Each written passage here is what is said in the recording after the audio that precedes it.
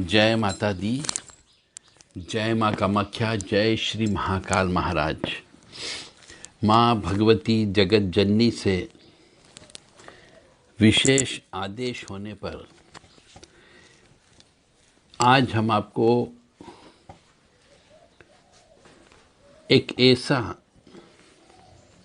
उपाय बताने जा रहे हैं जिससे जिंदगी के सभी रास्ते खुल जाते हैं। तो चलते हैं ऐसा उपाय बताने के लिए। माँ भगवती का आदेश है तो उसी आदेश का पालन करते हुए हम आगे की ओर बढ़ते हैं। कामाख्ये वरदे देवी नीलपर्त वासिनी तम देवी जगत माता योनि मुद्रे नमस्तुते। कामाख्ये काम संपन्ने कामेश्वरी हर प्रिये काम नाम देहि में नित्यम कामेश्वरी नमस्तुते। कामदे काम रूपस्ते सुभगे सुर सेविते करोमि दर्शन देव्यम सर कामार सिद्धयेत। ओम महेशानी महामाये चामुंडे मुंडमालिनी आयु आरोग्य ऐश्वर्य देहि में देवी परमेश्वरी। ओम जयंती मंगला काली भद्रकाली कपालिनी दुर्गा क्षमा शिवा धात्री स्वाहा सदा नमोस्तुते। ओम सर्वमंगल मांगल्ये शिवे सर्वा साधिके शरण्ये त्र्यंबके गौरी नारायणी नमस्तुते। जब आपके सब रास्ते बंद हो जाएं, क्योंकि आज के ज़माने में मनुष्य अपने पिछले जन्म के पाप कर्मों का फल भोगता है, क्योंकि कलयुग है और इसमें कर्म को, पिछले जन्म के पाप कर्मों को तो भोगना ही पड़ेगा।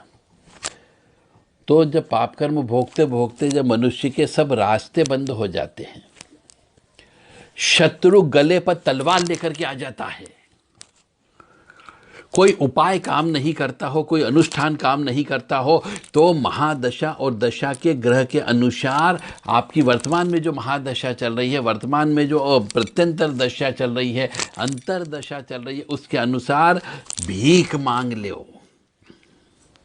और कैसे भीख मांगना वो भी तरीका बता रहा हूं मैं आपको, और किस चीज़ की भीख मांगना और उसका क्या करना है। आपके ग्रह नक्षत्र आपका कोई बाल बाका नहीं बिगाड़ सकते। बहुत ही सटीक आपको उपाय माँ भगवती के आदेश से दे रहा हूं।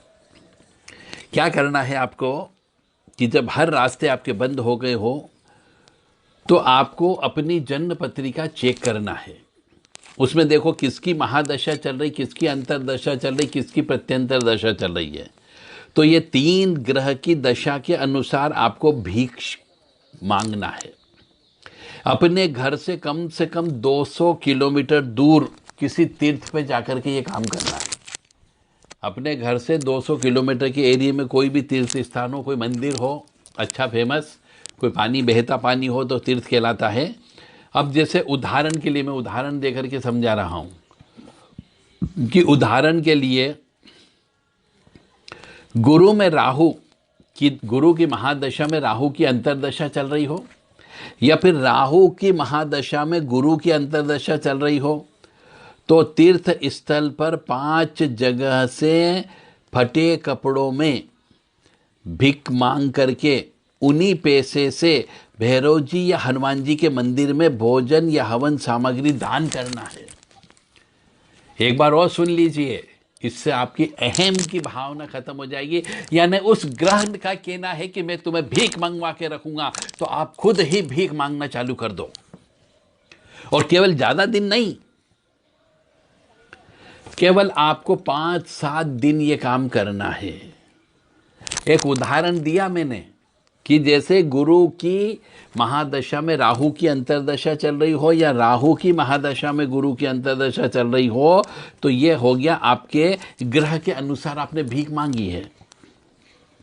तो तीर्थ स्थल पर चले जाएं, फटे कपड़े में पहनो, क्योंकि राहु फटे कपड़े वाला है, भिखारी को राहु बोलते हैं हम।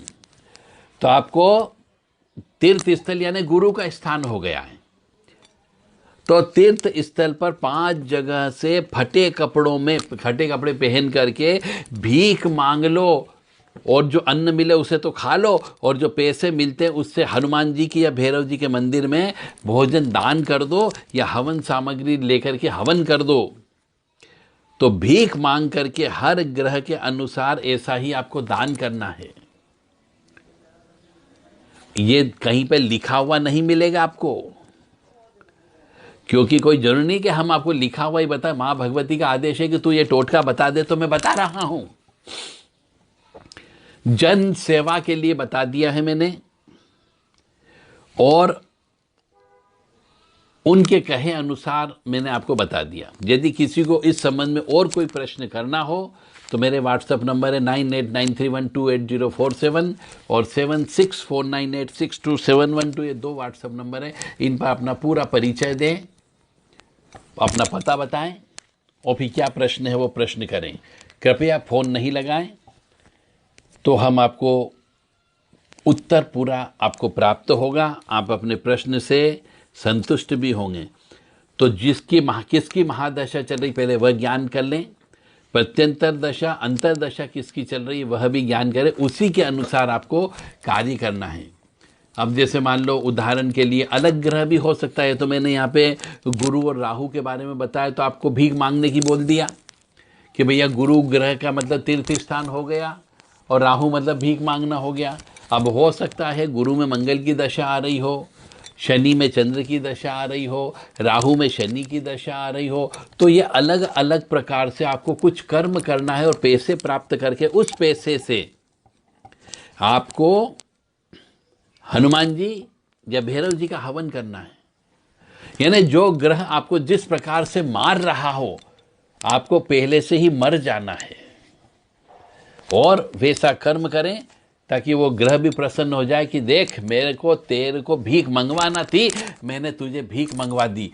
मैं तेरे को फटे कपड़े पहनवाना थे, मैंने तुझे फटे कपड़े पहनवा दिए। यानी कहने का अर्थ है कि जो ग्रह आपको मार रहा है उस ग्रह से संबंधित मार खुद ही खा लो, तो वो ग्रह आपको मारेगा नहीं। जय माता दी, जय मां कामाख्या। अब इसके लिए हमें रिसर्च करना भी होगा कि हो सकता है कि किसी का सूर्य की महादशा में शनि की अंतरदशा चल रही हो तो क्या काम करना चाहिए, शनि की महादशा में सूर्य की अंतरदशा हो तो क्या काम करना चाहिए, चंद्र की महादशा चल रही हो और शनि की अंतरदशा चल रही तो क्या काम करना चाहिए। ऐसे बहुत सारे प्रश्न इसमें उठेंगे, पर अभी मैंने केवल उदाहरण के तौर पे आपको बताया है कि यदि किसी की गुरु की महादशा में राहु की अंतरदशा हो या राहु की महादशा में गुरु की अंतरदशा चल रही हो तो भीख मांग लो तीर्थ स्थान पे जाकर के, क्योंकि गुरु का भी काम हो गया और राहु का भी काम हो गया। यदि किसी मनुष्य की जन्म पत्रिका में आग लगने की संभावना है, मंगल केतु की दशा चल रही हो, केतु में मंगल हो, मंगल में केतु हो, आग लगने की संभावना हो, तो आप ये मान करके चलो एक झुग्गी बनाओ घास फूस की, और उस झुग्गी के अंदर 8 दिन तक वहीं रहो, बाहर मत निकलो। वहीं खाना पीना बनाना है, वहीं नहाना धोना, वहीं सोना है आपको, और 8 दिन तक उसी में कपड़े भी रखना है आपको, अपने पुराने कपड़े।